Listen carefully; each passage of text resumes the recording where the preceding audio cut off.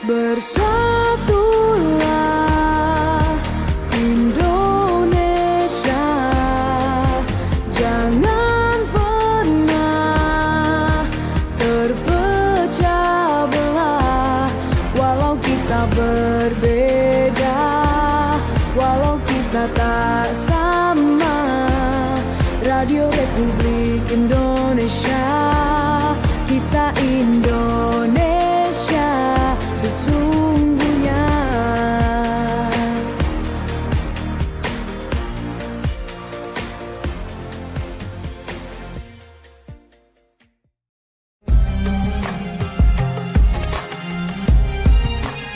Mutiara Pagi Pro 1.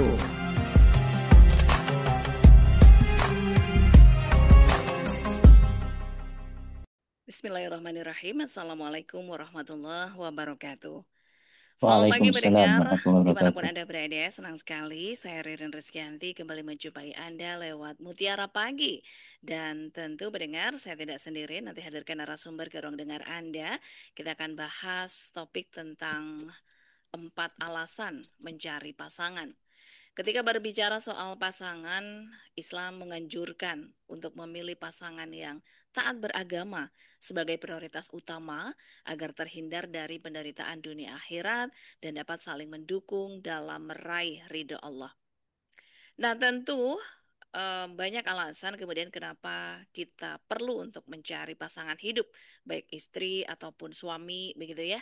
Selain untuk mencapai ketenangan, melengkapi separuh agama, kemudian juga bisa membangun keluarga sakinah dan melanjutkan keturunan yang mulia.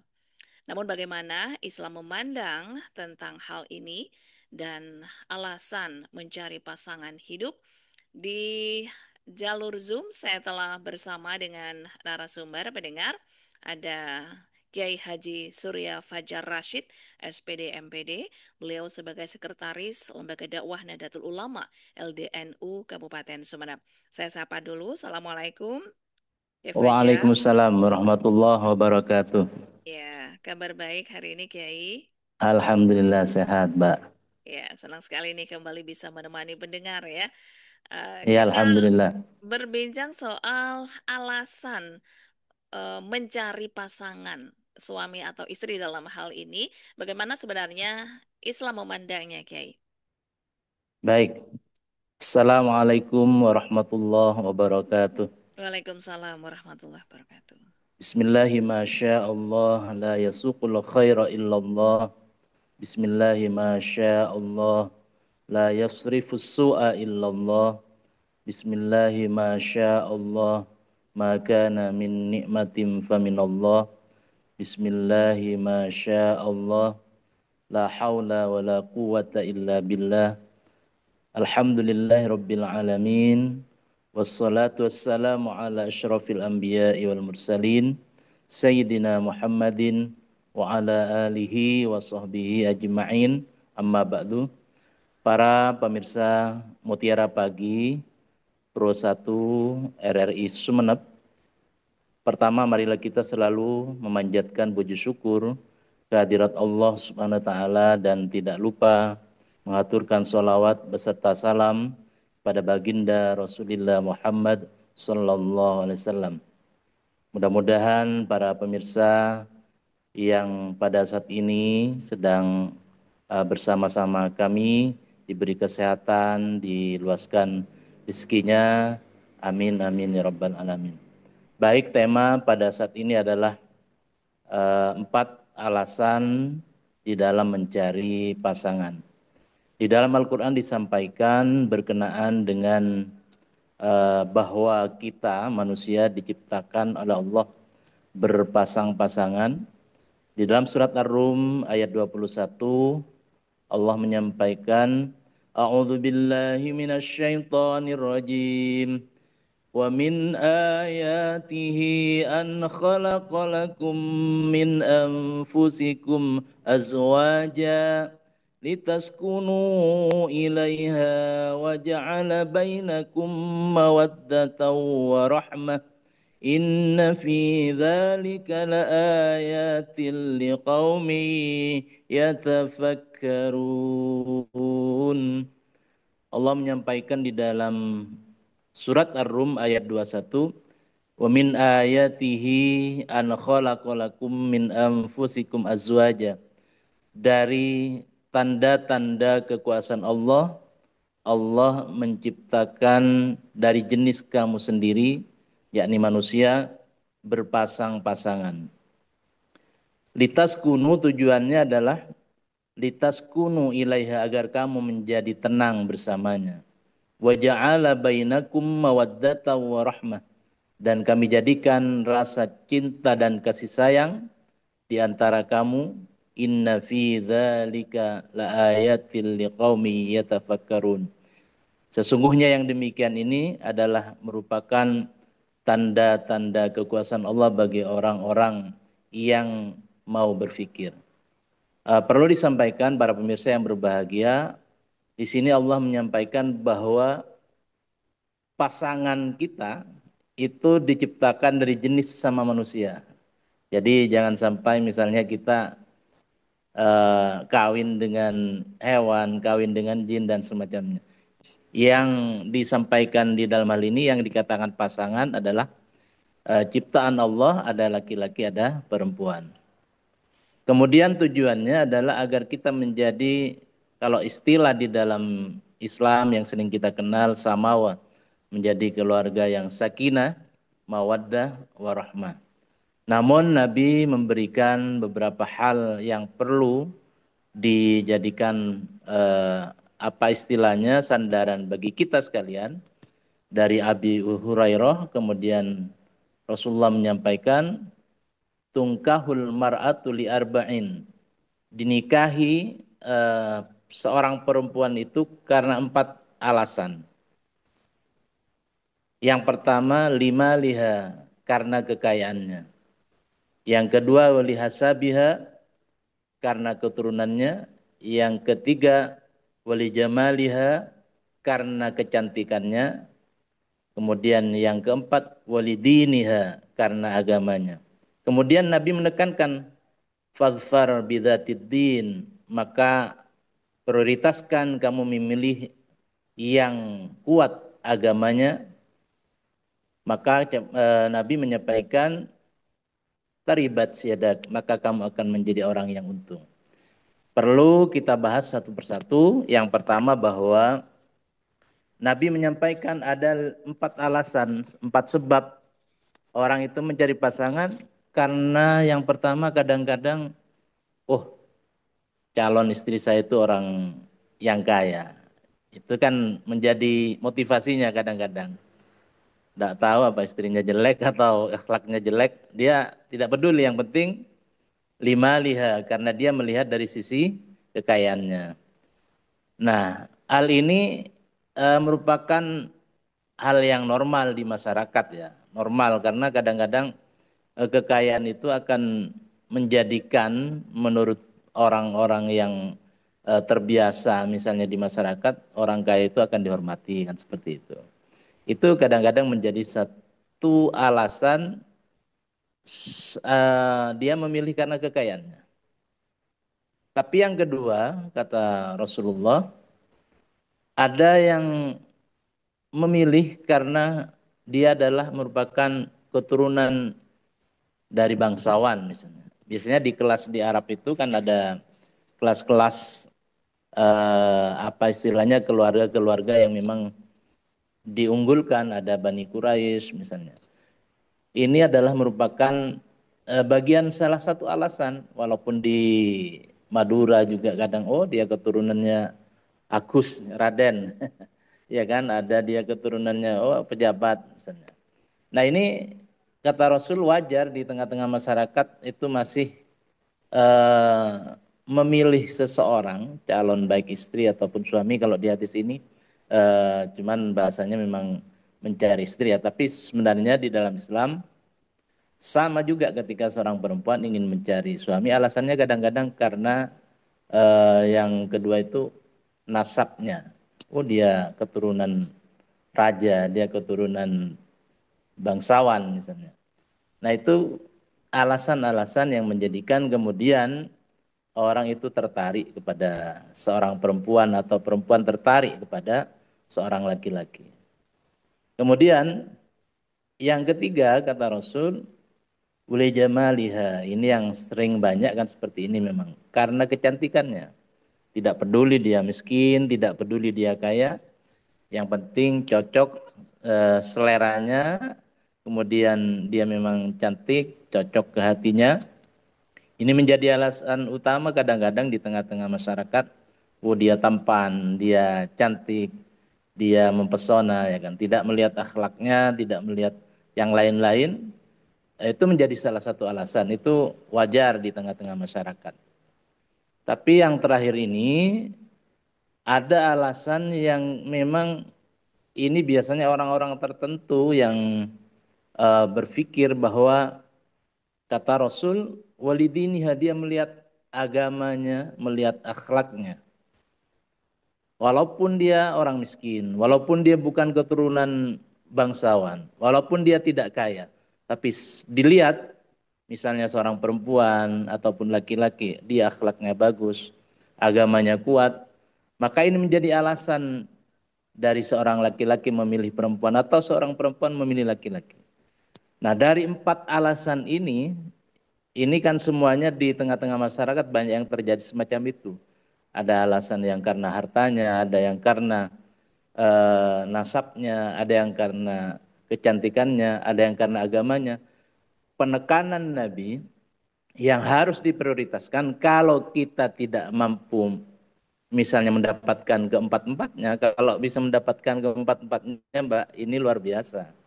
Sudah istilahnya dia adalah orang kaya. Kemudian dia keturunan bangsawan atau keturunan orang baik-baik. Kemudian dia adalah orang yang cantik. Kemudian agamanya bagus. Ini adalah yang luar biasa dan ini 1001 kalau kita misalnya mau mendapatkan yang semacam ini. Tapi Nabi kemudian menekankan karena keempat-empatnya ini sulit ada dalam seorang perempuan ataupun seorang laki-laki. Maka fadhfar bidzatiddin. Maka kamu prioritaskan yang dia punya agama yang kuat, yang punya perangai yang baik, akhlak yang baik, maka kamu akan menjadi orang yang beruntung. Ini ada cerita Mbak, karena ada tiga orang yang ingin melamar anaknya kiai ya, kan dia alasannya karena agamanya. Anaknya kiai, hafal Al-Quran, kemudian akhlaknya bagus. Ini ada tiga orang namanya, yang pertama adalah Torik ya.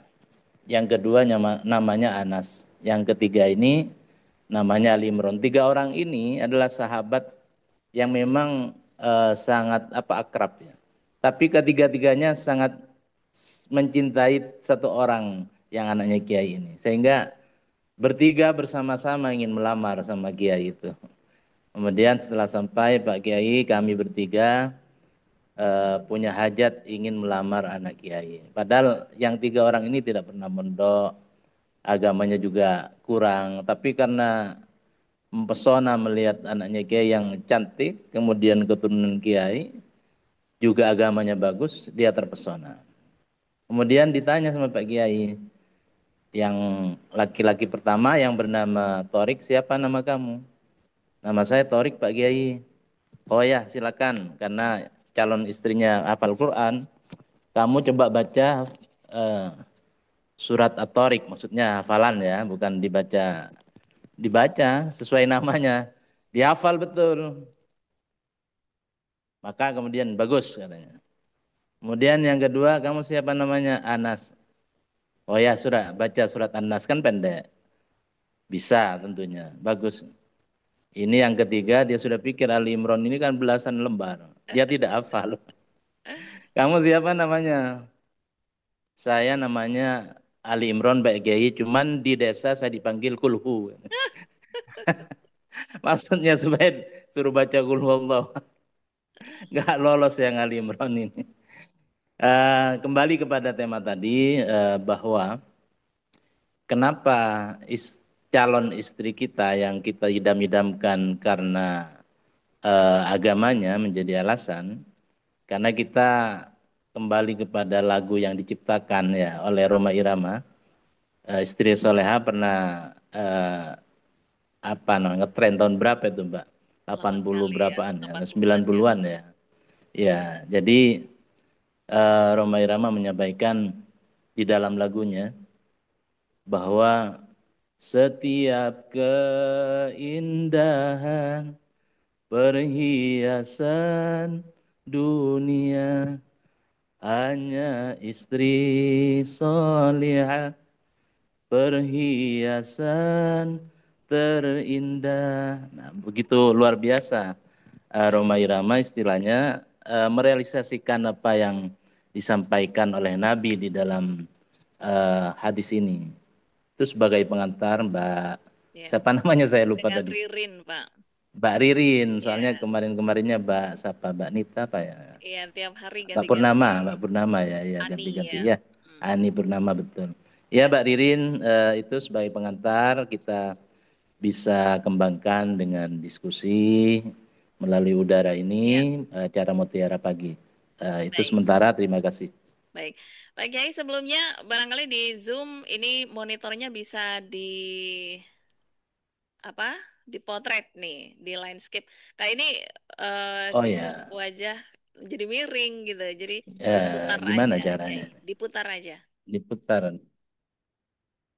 diketuk anunya ya. Soalnya terlihat Kiai tidak tegap gitu. Jadi miring Bentar, kelihatannya bentar ini. di landscape Cara aja. muternya ini. Baik, sambil lalu saya undang Anda pendengar yang ingin bergabung. Ya, Ini siap. sudah. Sudah siap. Terima Oke. kasih Kiai.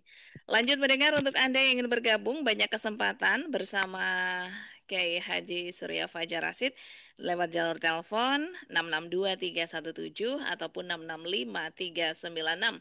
Bisa juga lewat WhatsApp di 0811 101. Assalamualaikum. Waalaikumsalam warahmatullahi taala wabarakatuh. Ya, dengan Di BRJ, Pak. Oh, itu Priyadi. Silahkan dengan Ki Surya Fajar Rashid. Ya, assalamualaikum Pak Kiai. Waalaikumsalam warahmatullahi wabarakatuh. Benar apa yang dikatakan oleh Pak Kiai. Saya sekarang ingin tanya gitu Pak Kiai. Ada orang ingin ke putra seseorang. Terus yang ingin tersebut dia tidak diterima. Maksudnya tidak diterima, katanya orang sekarang itu pakai dukun Mbak Kiai. Terus pakai dukun. Iya, iya. Apakah itu Pak Kiai? Terus lama-lama kemudian itu bilang kepada istrinya bahwasanya saya mendapat kamu ini saya pakai dukun. Loh, itu gimana Pak Kiai? Kawin yang dari dulunya sah atau enggak itu Pak Kiai? Mohon penjelasan Pak Kiai. Iya. Untuk Mbak Ririn bersama Pak Kiai, terima kasih atas waktunya. Baik. Assalamualaikum. Waalaikumsalam warahmatullahi. Terima kasih Mas Supriyadi di Pereci. Bisa ditanggapi, Ke Fajar? Iya. Terima kasih Pak Supriyadi dari Pereci bahwa kita di dalam mencari pasangan itu tentunya seperti yang disampaikan oleh Nabi bahwa selain dari sisi agamanya kuat, di situ ada rasa cinta ya. Di hadis yang lain disampaikan oleh Nabi bahwa zawajul wadudal waluda fa inni mukatsirum bikumul umama yaumal qiyamah. Nabi menyampaikan nikahilah wanita-wanita yang banyak cintanya lagi subur. Jadi kita diperintahkan bahwa mencari pasangan selain agamanya tadi, tapi dalam konteks saling mencintai. Artinya tidak boleh kemudian, biasanya kan kalau ditolak kemudian pakai istilahnya dukun bertindak, dukun dan semacamnya ya kan, itu kan sudah memaksakan kehendak. Artinya bukan atas dasar saling cinta, sehingga kemudian walaupun misalnya terwujud kemudian dilakukan akad nikah dan semacamnya, maka pada perjalanan rumah tangganya pasti akan terjadi permasalahan-permasalahan karena memang dari awal si perempuan memang tidak mencintai Tapi si yang Pak laki-laki. Supriyadi ini mencintai, cuman tidak direstui begitu Kiai orang tuanya. Oh, tidak direstui, oh, saling Tidak cinta. setuju, tidak setuju. Ya, apapun misalnya yang terjadi, tidak bolehlah kita kemudian menggunakan dengan cara-cara di luar yang disyariatkan, ya kan. Artinya begini, kalau memang istilahnya dari sisi orang tua, karena kalau gadis ya atau perawan itu lain dengan janda ya. Kalau gadis atau perawan itu wali punya hak untuk menerima atau tidak. Lain dengan janda yang sudah pernah bersuami ya kan. Dia punya hak untuk menerima atau tidak calon suami yang akan melamarnya. Tapi kalau masih gadis, dia tergantung pada walinya, pada orang tua laki-laki kepada bapaknya. Jadi jangan kemudian memaksakan kehendak, dan perlu disampaikan masih banyak perempuan lain mungkin yang juga masih bisa jadi pilihan dari apa yang disampaikan oleh Pak Supriyadi tadi. Seperti itu Mbak Ririn. Ya, tapi pernikahannya sah tidak Kiai ketika itu sudah berjalan tuh baru jujur kepada istrinya demikian. Artinya yang penting ketika rukun nikah itu terpenuhi, ada wali, kemudian ada saksi, ya kan, ada mahar, ada sigot, ucapan ijab kabul, itu sudah sah dari sisi rukun nikah, ya kan. Kemudian, tapi kan memang sama-sama cinta sebelumnya kan ya. Iya, Kalau kalau masalah mungkin kan yang akan terjadi permasalahan nanti hubungan antara dia dengan mertuanya ya kan. Tapi yang lebih baik memang jangan menggunakan cara-cara seperti itu supaya apa? Semuanya kondusif lah. ya, Suami istri kondusif, dengan pihak mertua juga kondusif, seperti itu. baik. Ada penelpon berikutnya, Kiai, kita terima lagi. Assalamualaikum. Waalaikumsalam warahmatullahi wabarakatuh. Ya, dengan siapa di mana? Dengan Ibu Mawar. Ya, silakan Bu Mawar. Tentang istri yang solehah ya tadi. Pertanyaan saya gini, gimana kalau seorang wanita kerja di tempat lain, sang suami di tempat lain, sedangkan sang suami melarang, kamu jangan sampai kerja ke sana, tapi kerjaan di sana aman dan tentram. Sang istri itu tetap, saya kan di sana aman gitu. Pertanyaan saya, apakah karena penolakan itu termasuk istri yang kurang soleha? Apakah soleha atau tidak? Makasih. Assalamualaikum. Waalaikumsalam warahmatullahi. Ya, silakan bisa Oke, ditanggapi. baik. Ketika seseorang sudah menjadi istri, ya kan, maka ketaatan itu yang utama dan pertama kepada suami. Tidak lagi misalnya kalau dibandingkan dengan pada orang tua ya, kalau laki-laki lain kepada orang tuanya. Tapi kalau seorang istri, ketika sudah ijab kabul, tanggung jawab dari orang tua sudah dilimpahkan kepada suami. Apapun yang menjadi larangan suami, ya kan, jangankan misalnya kita mau, jangankan kerja seperti itu ya, kita mau puasa sunnah kalau tidak dapat izin dari suami, maka itu tidak boleh kita melakukan puasa sunnah ya. Yang sunnah ya, kalau wajib tetap kita laksanakan walaupun dilarang ya kan. Nah, sedangkan kewajiban mencari nafkah itu adalah merupakan tanggung jawab suami.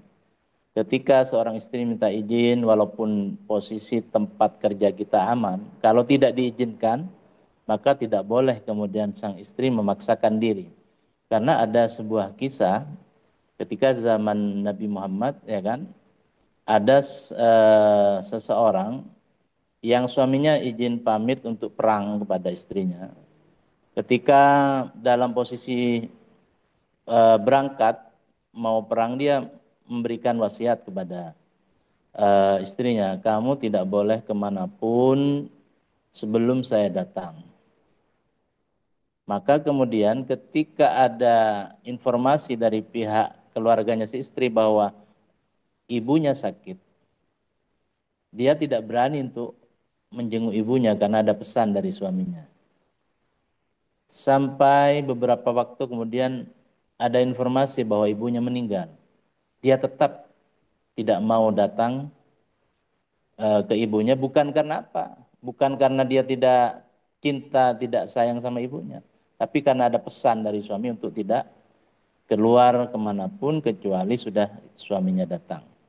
Setelah selesai peperangan, suaminya datang, maka datanglah kepada Rasulullah dua orang ini dan bertanya si istri, ya Rasul, ketika suami saya dalam peperangan dan saya dipesankan untuk tidak keluar, ada pihak dari keluarga saya, ibu saya sakit, saya diminta pulang. Saya tentunya mengikuti apa yang diperintahkan oleh suami dan saya tidak pulang. Sampai pada informasi berikutnya bahwa ibu saya meninggal. Dan saya tetap taat kepada apa yang diwasiatkan suami saya untuk tidak keluar. Maka kemudian apa yang disampaikan Rasul? Gara-gara kamu taat kepada suami kamu, maka ibu kamu di alam barzah diampuni oleh Allah Subhanahu wa taala. Nah, ini yang perlu dipahami, ketaatan seorang suami, seorang istri kepada suami ternyata mengakibatkan ibunya di alam barzah mendapatkan ampunan, mendapatkan rahmat dari Allah Subhanahu wa taala. Itu yang menjadi alasan dalil bahwa kita tidak boleh seorang istri ketika dilarang oleh suami untuk bekerja walaupun posisi aman, maka kita tidak boleh kemudian melanggar apa yang disampaikan oleh suami. Begitu Mbak Ririn. Ya, tapi kalau suami yang baik pasti akan mengizinkan ketika melakukan Ya, baik ketika gitu diizinkan tidak ya. apa-apa. Ya, Iya, ya. baik. Nah, ini Kiai, kemudian usia atau kalau tadi kan alasannya ya untuk apa namanya mencari jodoh baik suami ataupun istri. Tapi kemudian ukuran seberapa siap seseorang itu untuk punya pasangan, terutama untuk laki-laki nih dari sisi emosional. Kadang kan dia belum siap karena materinya dirasa takut kurang mapan. Ada yang belum siap karena banyak hal. Tapi secara emosional sebenarnya dia sudah siap Ya. begitu. Nah, ini ukurannya dalam Islam apa untuk mempunyai pasangan? Kalau di dalam Islam itu kan sebenarnya kalau sudah dia akil balik ya kan, sudah balik itu sudah bisa ya melakukan pernikahan. Tetapi di aturan positif di kita di Indonesia bahwa kalau dulu kan perempuan 16, sekarang menjadi 19 minimal. Dulu 16. Kemudian sekarang minimal 19 tahun. Ya. Kalau dulu laki-lakinya 19 tahun kan, sekarang sudah di atas 19 tahun ya kan. Minimal di atas 21 tahun lah minimal untuk laki-laki. Kenapa? Mungkin karena di kita kan selain ada Kemenak ada pengadilan agama kan. Dari kasus-kasus yang ada di pengadilan agama kemungkinan banyaknya perceraian ya kan. Banyaknya berpisahnya suami istri, talak. Itu mungkin karena sebagian besar karena banyak yang nikah di usia dini. Dari sisi kesiapan mental, kesiapan pemikiran dan yang lain-lain tentunya belum siap, belum matang sehingga kemudian banyak terjadi hal-hal yang tidak diinginkan sehingga kemudian sampai tolak ya kan. Nah, ini yang perlu diperhatikan kenapa kemudian diatur bahwa minimal sekarang perempuan 19 tahun. Kalau di Islam secara syariat ya yang sudah akil balik itu sudah istilahnya kan sudah haid kalau perempuan kan. Itu tidak masalah, artinya menikah. Baik. Cuman memang perlu kesiapan tidak hanya dari sisi fisik ya, Kiai. Betul, betul. Makanya kan saya sampaikan tadi banyak alasan kenapa perceraian terjadi di pengadilan agama kan banyak tahu kan pengadilan agama. Penyebab-penyebabnya kan rata-rata yang tolak itu rata-rata sebagian besar kalau di persentase itu lebih banyak karena nikah usia dini. Karena apa? Tidak siap secara mental, secara pemikiran, tidak dewasa, ya kan, sehingga kemudian mungkin suaminya dibiarkan tidak makan, tidak masak, karena masih senang main seperti anak-anak, ya kan. Ya, Nah, jadi itu juga menjadi salah satu penyebab. baik. Kalau Ki Fajar tadi mengatakan bahwa prioritas untuk memilih pasangan adalah yang kuat agamanya, maka dia akan menjadi orang yang beruntung. Nah, namun tidak sedikit juga karena kekayaan tadi ya, keturunan, Ya. kecantikan. Nah, bagaimana dengan perjodohan Kiai yang notabene kita nggak bisa milih karena sudah dijodohkan gitu. Ini seperti Mm-mm. apa? Oh iya, jadi begini, sebenarnya kalau zaman sekarang kan sudah tidak zaman lagi perjodohan ya, bukan zamannya apa Siti Nurbaya ya. Ya. Orang tua harus lebih bijak, Mhm. lebih apa namanya mengedepankan musyawarah. Karena musyawarah itu juga bagian dari akhlak ya. Mhm. Bahwa selain apa namanya di dalam Al-Qur'an disampaikan bahwa memang benar-benar salah satu akhlak yang harus kita teladani dari Nabi itu adalah salah satunya musyawarah. Artinya ketika ada seorang anak perempuan yang kemudian ada yang melamar, tidak boleh kemudian sewenang-wenang orang tua tanpa kemudian istilahnya memberikan apa kesempatan seorang anak perempuan untuk memberikan jawaban. Kalau di dalam Islam disampaikan, kalau misalnya ada seorang laki-laki melamar, kemudian biasanya anak perempuan itu kalau dia mau, dia tidak akan menjawab diam. Diam itu berarti mau. Kalau dia menolak, dia pasti memang dari dalam hatinya tidak mau kepada laki-laki itu. Makanya di dalam Islam di hadis itu disampaikan, kalau anak perempuanmu itu diam, berarti dia mau.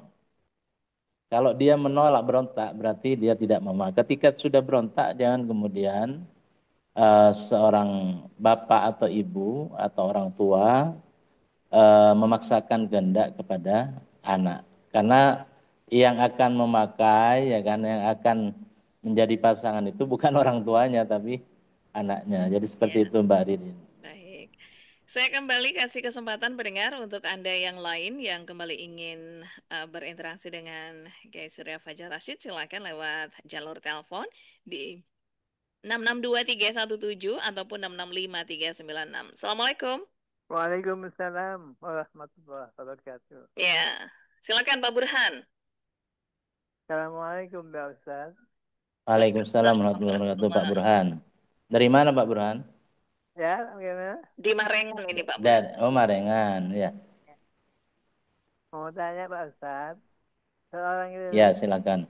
seorang laki-laki mencintai seorang perempuan, cocok kepada laki-lakinya, tetapi orang tuanya punya penyakit, Pak Ustaz. Penyakit apa? Salah pikiran alias, minta maaf Ustaz, gila itu. Takut takut menurun, apa dilanjutkan atau tidak Ustaz? Ya, baik. Penjelasannya terima kasih Ustaz. Terima kasih kembali. Assalamualaikum. Waalaikumsalam warahmatullahi wabarakatuh. Diulangi Mbak Ridin, Ya, diulangi ketika tadi satu pasangan agak. kan tadi Kiai mengatakan ada rasa cinta atas keduanya ya, tapi juga dilihat dari keturunannya. Nah, ini keturunannya bapaknya itu ada kelainan yakni kurang sehat atau gila gitu. Nah, ini bagaimana? Iya. Khawatir takut juga nanti keturunannya kurang baik, seperti apa? Baik, terima kasih.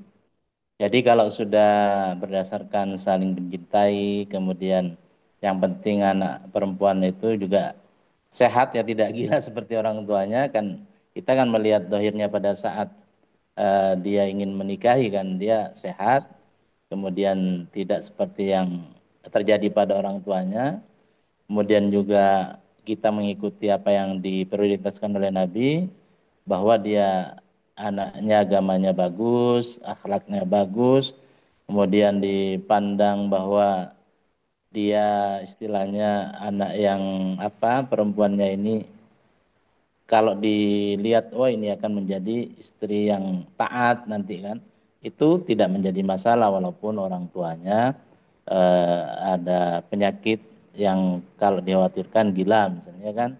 akan turun. Kalau pada saat sampean itu istilahnya pada posisi mau menikahi dia anaknya dalam posisi sehat, kemudian tidak ada tanda-tanda ke sana, silahkan, nggak jadi masalah. Yang penting tadi kan penekanan Nabi, kalau sudah dilihat agamanya bagus, akhlaknya bagus, silahkan. Ya. Itu Pak Burhan di Marengan ya. Baik. Nah, Kiai, dari perbincangan kita hari ini soal alasan untuk mencari pasangan ada 4 hal tadi. Apa yang sebenarnya yang paling ingin diingatkan untuk mendengar di luar sana? Sebagai kalimat akhir bahwa hadis ini sebenarnya kalau teksnya kan memang seakan-akan eh, kita mencari perempuan yang terbaik ya. Seakan-akan kan tidak berbicara perempuan mencari laki-laki terbaik. Sebenarnya konteks di tengah-tengah masyarakat itu sama, artinya seorang perempuan alasan-alasannya sama dengan yang disampaikan Nabi tadi, maka seorang perempuan juga harus melihat agamanya pada calon suaminya. Kalau saya ibaratkan Mbak Ririn, bahwa antara wadah dan air, perempuan itu wadahnya. Kemudian air itu laki-laki, ya kan? Ya. Maka misalnya ada air bersih, ya, kemudian wadahnya, anggap perempuan ini wadahnya bagus, terbuat dari apa namanya, dari perak, ada mutiaranya, artinya barang yang bagus, istilahnya perempuan yang bagus, akhlaknya bagus, termasuk misalnya empat-empatnya ada dalam perempuan itu. Kemudian mau dimasukkan air comberan, masa mau dimasukkan air selokan, ya kan ini dalam konteks bahwa harus ada kesamaan antara laki-laki dan perempuan. Ya. Artinya laki-lakinya baik, perempuannya juga baik, sehingga akan terbangun nanti menjadi keluarga yang sakinah, mawaddah, warahmah, suaminya soleh, istrinya solehah. Tadi saya ibaratkan bahwa ada yang bagus terbuat dari emas, misalnya ada berlian dan semacamnya.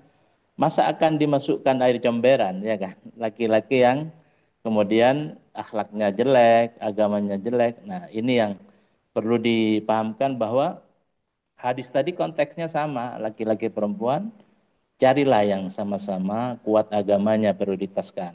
Kalau semuanya bisa didapatkan, itu akan menjadi lebih baik. Kemudian kita ibaratkan misalnya laki-laki tadi air zam-zam lah, air yang bagus kan, ya kan?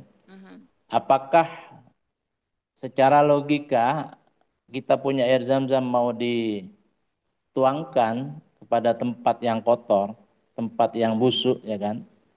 Kalau diibaratkan perempuan ini wadahnya, ini kan menjadi sesuatu hal yang tidak masuk akal. Maka Islam sebenarnya adalah agama yang masuk akal.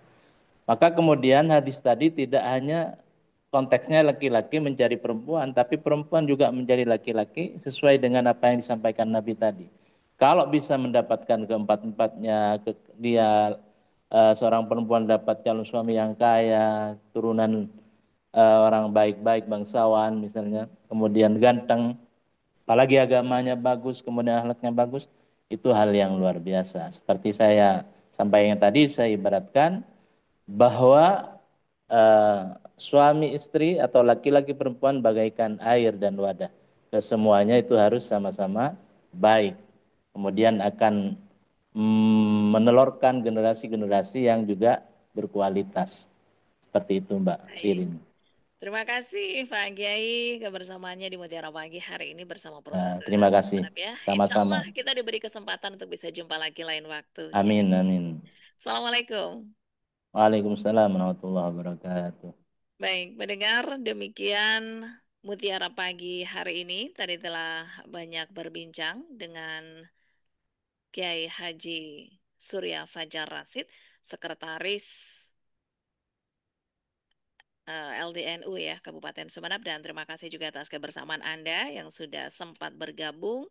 Kemudian juga jangan khawatir yang belum sempat untuk bergabung, masih ada kesempatan besok.